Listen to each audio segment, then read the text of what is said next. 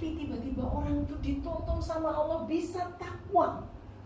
Ketika kami merunut ke atas, ternyata dia punya leluhur yang itu adalah orang soleh.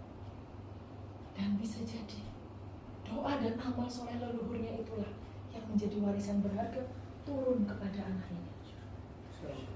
Jadi hari ini kalau kita ini dibayar oleh Allah berupa tunai, harusnya sedih. Kenapa? Karena habis. Kalau kita menyediakan warisan kepada anak cucu kita itu berupa fisik saja, itu sangat rugi. Maka dari itu dalam melakukan segala amal soleh, ayo kita niatkan segala sesuatunya itu untuk diri kita dan anak cucu keturunan kita. Karena itu akan jadi warisan yang sangat berharga. Apalagi kalau kita tidak bisa mengambil hak kita hari ini. Nanti ada di dalam materi kalau kita berangkat umroh bareng nanti. Sama Ustaz nanti, insya Allah nanti kita akan membahas dalam umroh itu ternyata kita jangan terlalu banyak menuntut hak. Ketika dijanjikan seperti ini, jangan selalu ambil hakmu sepenuhnya. Karena hakmu yang tertahan itu, kalau Allah sudah kembalikan kepada kita, itu sesuatu yang sangat besar, kita tidak akan mampu menjangkaunya. Tapi kalau kita yang terlalu banyak menuntut, akan Allah kasih. Itu hanya sebatas akal kita dan sebatas rasa kita. Ya ini dunia ada batasannya. Satu. Makanya itu saya bilang, barakallahu fikum. Ini sesuatu yang sangat luar biasa. Itulah betapa sebuah niat yang tulus, amal soleh, itu benar-benar menjadi penjaga, itu benar-benar menjadi warisan berharga bagi anak cucu dan keturunan kita. Kemarin masa Mbak Alma kita Pak ya, beliau dalam keadaan sudah depresi, shock karena suaminya meninggal mendadak. Suaminya sangat baik, meninggal di hari Jumat, sakit perut dan di bulan suci Ramadan. Kita memimpikan meninggal dengan ciri-ciri yang penuh kebaikan seperti ini. Tapi istrinya tidak kuat karena apa? Selalu meratap kebaikan suaminya. Yang saya lakukan apa? Kalau ibu merasa kehilangan, sesungguhnya hanya jasad beliau yang kembali kepada Allah, yang kita juga akan kembali ke sana. Tapi bapak ibu harus bersyukur karena beliau orang yang soleh. Beliau sudah kembali dengan kemenangan besar. Dan ada satu hal yang harus ibu sadari. Apa itu? Amal soleh dan doa beliau yang akan menjadi penjaga ibu dan juga anak-anak. Langsung yang tadinya lemes, beliau langsung duduk, semangat, bisa jalan, bisa mendoakan suaminya.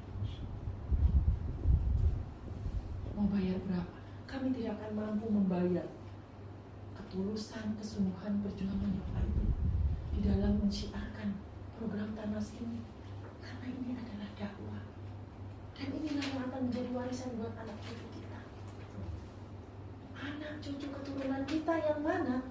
Mereka lah nanti yang akan menjadi sumbangsih bagi kita. Saya kemarin melakukan sebuah ritual ya. Saya menganggapnya ritual, proyek amal soleh yang saya lakukan ketika saya ada suatu hajat. Dan ini saya lakukan konsisten selama 7 hari. Dan saya melupakan sesuatu. Saya bisa mendoakan, melakukan ritual ibadah untuk orang lain yang itu di luar nasab saya, tapi saya melupakan satu hal. Saya besar-besarkan nenek saya. Satu hari saya setelah melakukan ritual itu, malam tadi saya bermimpi. Apa mimpinya? Almarhum nenek saya datang ke tempat saya dan menyuruh saya mencabut singkong di kebunnya. Apa sebenarnya maksudnya? Beliau rindu saya. Masa kamu orang lain kamu berikan hadiah? Kamu berikan ritual yang begitu mulia. Kamu nggak ingat saya di sini menunggumu. Saya terkejut. Saya istighfar, ya nenek. Astagfirullahaladzim. Saya akan melakukan itu nenek.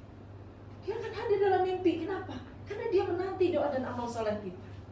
Bayangkan kalau suatu saat nanti anak cucu keturunan kita pun dia menjadi orang yang soleh, kemudian mendoakan kita walaupun dia tidak kenal dengan kita. Dari mana itu?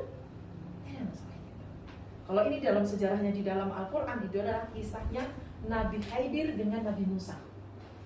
Di mana Nabi Musa dan mengikuti Nabi Khidir, dan pada saat itu ada salah satu di kampung rumah yang roboh, yang mau roboh, tapi penduduknya tidak mau menjamu Nabi Khidir. Nabi Musa kan bertanya, ngapain kita harus nolong membangun rumah ini yang sudah mau roboh, sementara penduduknya tidak mau menjamu kita yang sedang kelaparan sebagai musafir. Dan ternyata itu adalah hanya anak yatim. Yang anak yatim piatu dan ternyata di dalamnya adalah ada warisan dari leluhurnya. Dan itu ternyata dari sebuah kitab itu bukan orang tua, tetapi 7 turunan ke atas. Artinya kebaikan yang di atas itu bisa turun sampai kepada anak cucu. Nah, ini harapan saya kita dalam bekerja hari ini, lakukan tulus karena Allah dan yakinlah Allah akan membayar pantas seberapa besar perjuangan kita. Kemudian bisa menjawab pertanyaan yang tadi, karena memang betul ini pasti terjadi hal-hal seperti itu Pak. Mudah-mudahan dengan niat yang tulus, visi dan misi kita sama semuanya, ini tidak menjadi permasalahan buat kita depan. Ada lagi mungkin yang mau tanyakan?